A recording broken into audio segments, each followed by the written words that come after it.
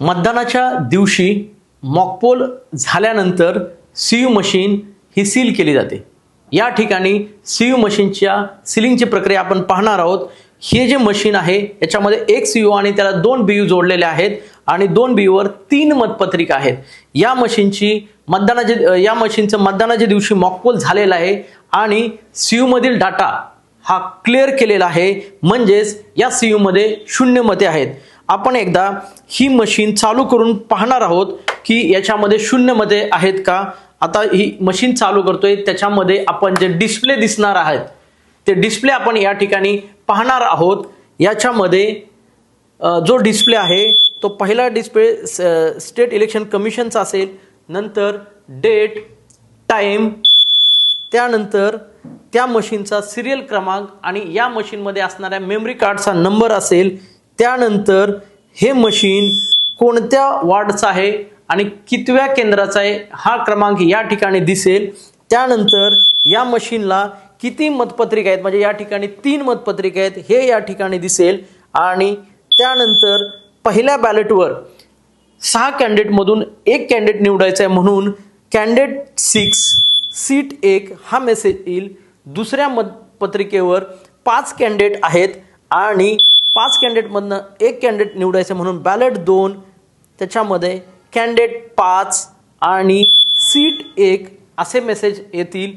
त्याच्यानंतर बॅलेट 3 वर 5 उमेदवारांमधून एक उमेदवार निवडून द्यायचा आहे, म्हणून मेसेज येईल बॅलेट 3 कॅन्डिडेट 5 आणि सीट 1। या पद्धतीने हे मेसेज येतील आणि ते मेसेज आल्यानंतर या मशीनच्या बॅटरीची लेवल या ठिकाणी दाखवली जाईल जी हाय आहे। आणि त्यानंतर आपल्याला खात्री करायची आहे की या मशीनमध्ये किती मत आहेत, त्याकरिता आपण टोटल बटन प्रेस करणार आहे।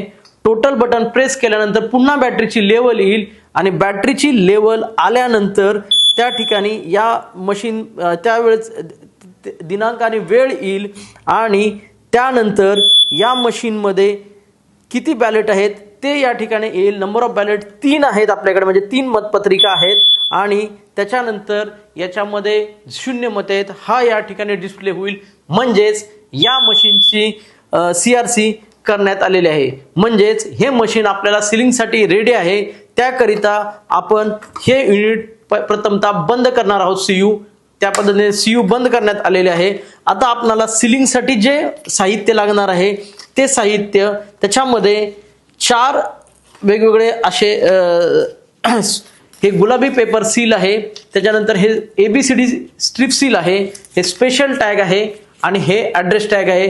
याच्या मदतीने या ठिकाणी आपण सीयू सीलबंद करणार आहोत। या चारही बाबीवर केंद्राध्यक्ष आणि उमेदवाराचे प्रतिनिधी हे स्वाक्षरी करतील आणि ते स्वाक्षरी केल्यानंतर ते क्रमांकही उमेदवाराचे प्रतिनिधी लिहून घेऊ शकतात। याच्यानंतर आपण रिझल्टचा जो कंपार्टमेंट आहे तो सीलिंगची प्रक्रिया पाहणार आहोत। यासाठी हा बाहेरचा कंपार्टमेंट या पद्धतीने ओपन करणार आहोत आणि या ठिकाणी जो रिझल्टचा भाग आहे तो या ठिकाणी पिन दाबून हाही छोटा कंपार्टमेंट ओपन करणार आहोत आणि तो कंपार्टमेंट ओपन केल्यानंतर हे गुलाबी पेपर सील आहे ते याच्यामध्ये अशा पद्धतीने आपण इन्सर्ट करणार आहोत की जेणेकरून त्याचा जो गुलाबी भाग आहे तो वरच्या बाजूला दिसेल आणि हे मशीन हे छोटा कंपार्टमेंट बंद करताना गुलाबी पेपर सीलचा हा पोर्शन एवढाच या ठिकाणी येईल। या पद्धतीने तो दुमडणार आहोत आणि म्हणजे एवढाच वरच्या बाजूला ठेवणार आहोत आणि खालच्या बाजूला उर्वरित पोर्शन ठेवणार आहोत।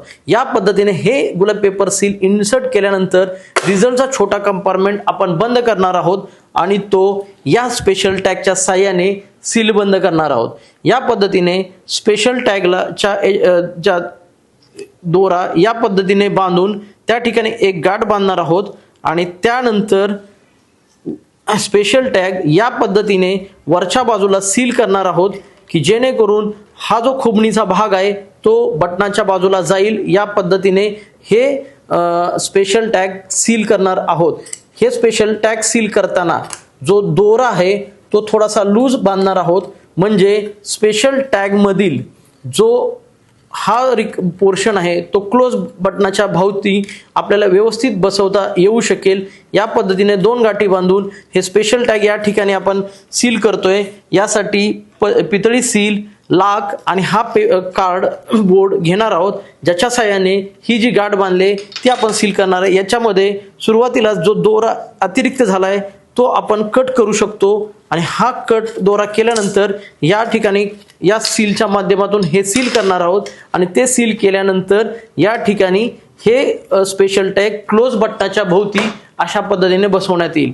यानंतर रिझल्टचा जो बाहेरचा कंपार्टमेंट आहे तो या पद्धतीने आपण बंद करणार आहोत आणि त्यानंतर ही स्ट्रिप सील ABCD घेणार आहोत आणि त्याचा पोर्शन या पद्धतीने आपण घेणार आहोत की जेणेकरून A चा पोर्शन या ठिकाणी वर राहील आणि तो वर राहणारा A चा पोर्शन आणि हे जी स्ट्रिप सील आहे ती क्लोज बटनाच्या खालच्या बाजूला आली पाहिजे, म्हणजे याची गुंडाळी क्लोज बटन केल्यानंतर क्लोज बटन ही ओपन होऊ शकेल।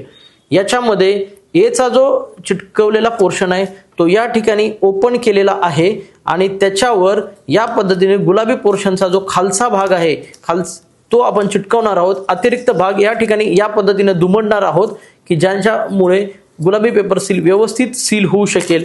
आणि त्यानंतर B चा पोर्शन त्याचा चिटकवलेला भाग काढून B चा पोर्शन